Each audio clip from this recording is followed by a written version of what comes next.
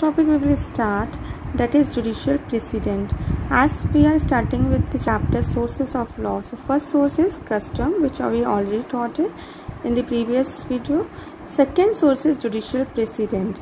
Judicial president means जो पहले के डिसाइडेड केसेस होते हैं वैसे ही केसेस को देखते हुए जजेस को सेम टाइप के केसेस में सेम सिचुएशन में वही पनिशमेंट देनी पड़ेगी. Like judicial precedent refers to previously decided judgment of the courts such as High Court and Supreme Court, which is judges to bound to follow and binding character of the previous decided cases is very important. Like judges ने same type के cases में murder punishment दी थी, लेकिन दूसरा type का case आया, same situation थी, सेम क्राइम हुआ था, लेकिन उसमें लाइफ इम्प्रिजमेंट दे दी punishment. So this are the goes to the argument. So high court और सुप्रीम कोर्ट ने जो डिसीजन दिया है, लोअर कोर्ट बाउंड होती है कि उस जो भी डिसीजन उस टाइप के केसेस में दिया है उसको वो रिफर करते हुए अपने जजमेंट में नेक्स्ट केस में वो इस टाइप का जजमेंट दे. So considering the hierarchy of the court established in the legal system in India, which is established by the Constitution of India, like hierarchy के अकॉर्डिंग सुप्रीम कोर्ट का decision होगा, high court bound होगा, high court का decision होगा, lower court will be bound for decision of the high court. तो ये जो hierarchy है, लाइक आपके पेरेंट्स बाउंड है दादाजी की बात मानने के लिए, आप बाउंड है पेरेंट्स की बात मानने के लिए.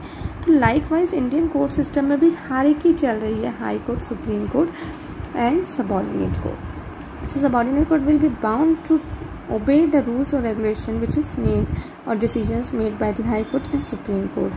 So judicial precedent is a very important source of law as legislations as old as a custom तो बहुत पुराना है, but judicial precedent उससे ही उतने ही पुराना है, as old as custom only. It is important feature of English legal system all as well as other law countries of the English legal system, because we are following the English legal system, we are following the British law systems. So it is very important that we have to obey the judicial precedent cases. We have to follow up the judicial precedent cases. So in the most developed legal system, judiciary play a very important role. And in society, right are generally conformed to the citizens. और rights भी आपको citizens को दिया गया है, लेकिन basically जो भी लेजिस्लेशन, लॉ और रूल्स और रेगुलेशन आपके लिए बनाता है, इंटरप्रिटेट करता है, वो इंटरप्रिटेशन आप उसको मानने के लिए बाउंड हो. But by this exercise they lay down new principles which are generally binding on the lower courts. उसी के साथ जब अगर हाई कोर्ट और सुप्रीम कोर्ट कोई लोअर कोर्ट को डिसीजंस देता है तो they are bound to obey the high court and supreme court decisions. Given this background, it is important to understand to extent which the court are precedent. It is equally important to understand what really constitute the judicial decisions. A case which a part of the decisions is actually binding on lower court.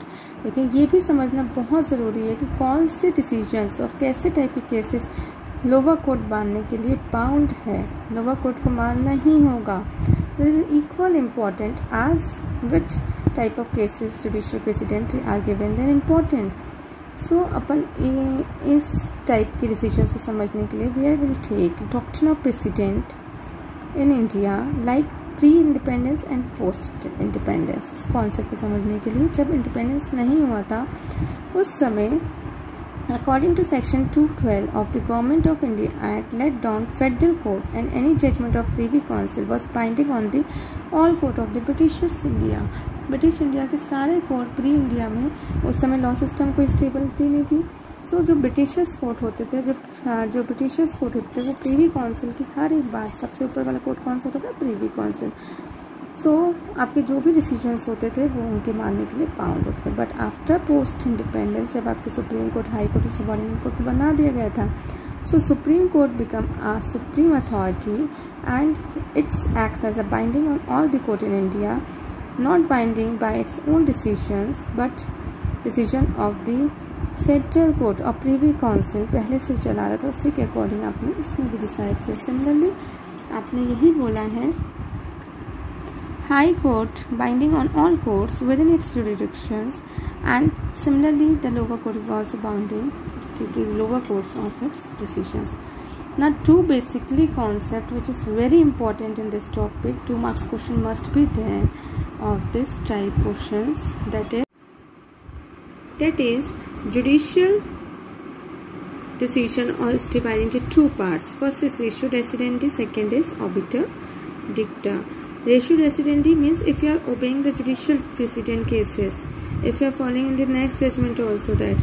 So ratio decidendi refers to the binding on the judgment, means आपने अगर वो decision लिया है अपर court का, तो लेकिन वो reason देना होगा कि why you have done this, like according to section 302 आपको मर्डर कर पनिशमेंट दिया था, तो रीज़न होना चाहिए उसके पीछे, है ना.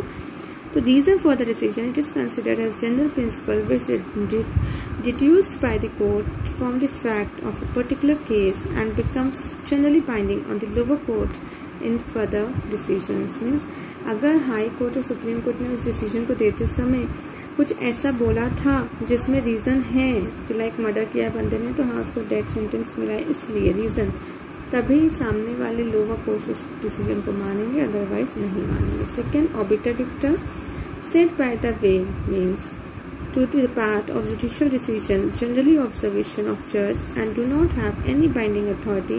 However, obiter of higher judiciary is given to considered by the lower courts have possessive values.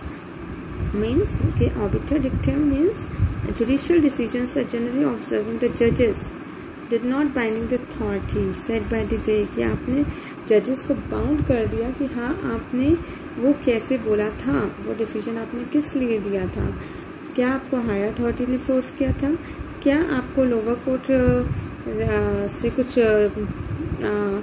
Appeal आई थी, रिवीजन आया था. Means set by the way means obiter dicta, आपने ऐसा कैसे डिसीजन दिया. Okay, clear. Obiter dicta and ratio decidendi.